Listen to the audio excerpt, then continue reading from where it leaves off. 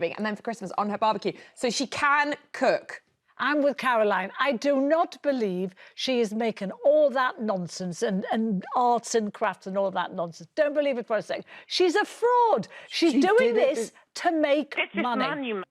Are you a Netflix subscriber? Are you going to be finding out how you're going to do your Christmas from Meghan this year? Of course I will. I watch all her series, and she's working hard for her. She's working to support herself. She's not getting free money from the taxpayer and billions like all the others doing nothing. Well, why should she? Why should she? She's not living in this country.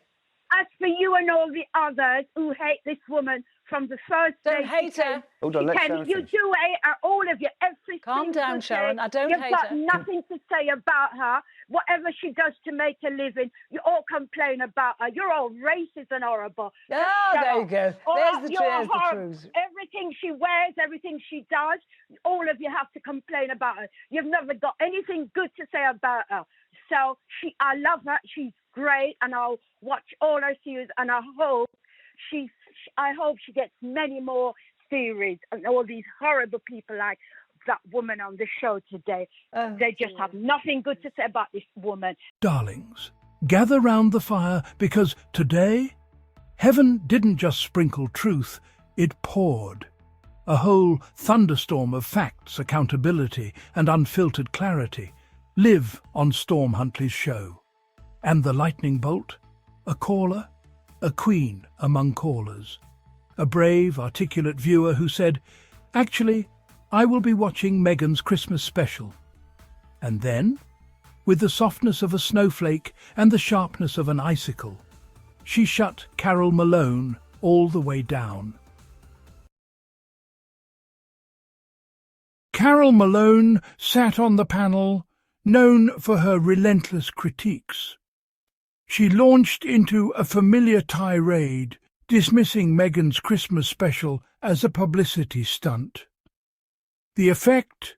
An echo chamber where negativity bounces until it sounds like truth.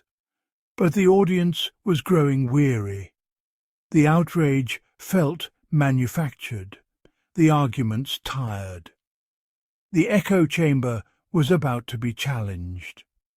A new perspective was on the line. The show opened its phone lines, inviting unpredictability. Sharon from Manchester called in, her voice calm and composed. "I'm actually looking forward to Meghan's Christmas special," she said, a simple, radical statement. Sharon spoke of her mixed-race family and the joy of seeing diverse traditions on screen. "For my children, seeing a family like ours at Christmas is beautiful. It makes them feel seen." Her calmness was disarming in a space that thrived on conflict. The studio listened.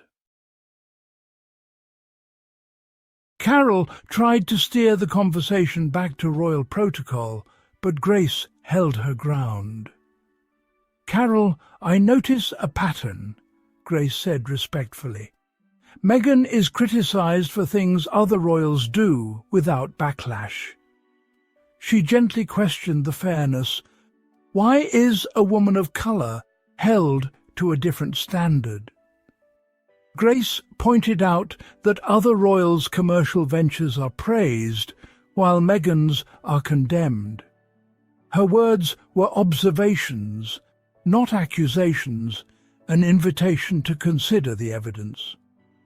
She highlighted the relentless scrutiny Meghan faces, contrasted with the forgiving coverage of others. "It feels like she can't do anything right," Grace said, her voice tinged with sadness. This simple summary captured the impossible situation Meghan endures. Grace's message was a courageous challenge to unspoken biases. She wasn't malicious, she was asking for fairness and consistency. By voicing this truth, Grace elevated the conversation to a moment of social commentary. She gave voice to the silent discomfort of millions. The studio could not ignore her. The effect was immediate. A heavy silence filled the studio. Carole, usually quick with retorts, was at a loss for words. The caller's gentle logic had bypassed her defences. Other panellists shifted uncomfortably, unsure how to proceed. The usual rhythm of the show was broken. This was no longer just entertainment. Storm Huntley let the silence linger, understanding the moment's significance. The show had become a forum for a vital conversation. Even the production crew seemed to pause, aware of the truth that had been spoken. The predictable morning show spell was broken. Grace's call reminded everyone that television is a two-way medium. The audience is not passive. It has a conscience and a voice. In that silence, the old narrative began to crumble. Change was in the air. Sharon's call was more than a defence of Meghan. It was a moment of public accountability. She exposed double standards and biases without malice, making her argument powerful. Her critique wasn't personal, but a reflection of a flawed system. For years, a few commentators dictated the narrative, but the audience is changing. People are more media-savvy, recognizing patterns and biases. They're tired of being told what to think. Grace represented this new, discerning audience. We see what you're doing, and we do not agree. The studio's silence was the sound of accountability landing.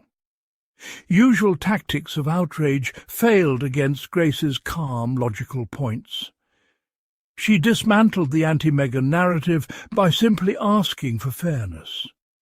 It was a masterclass in speaking truth to power. The media holds immense influence, but with that comes responsibility. Sometimes accountability comes from an unexpected place, a quiet voice on a Tuesday morning. The people in the end are the final arbiters of truth. As the call ended, a new feeling settled in the studio. Quiet reflection. Sharon hadn't won an argument. She'd opened a door to empathy. Her courage was a gift, showing the power of one voice to change the conversation.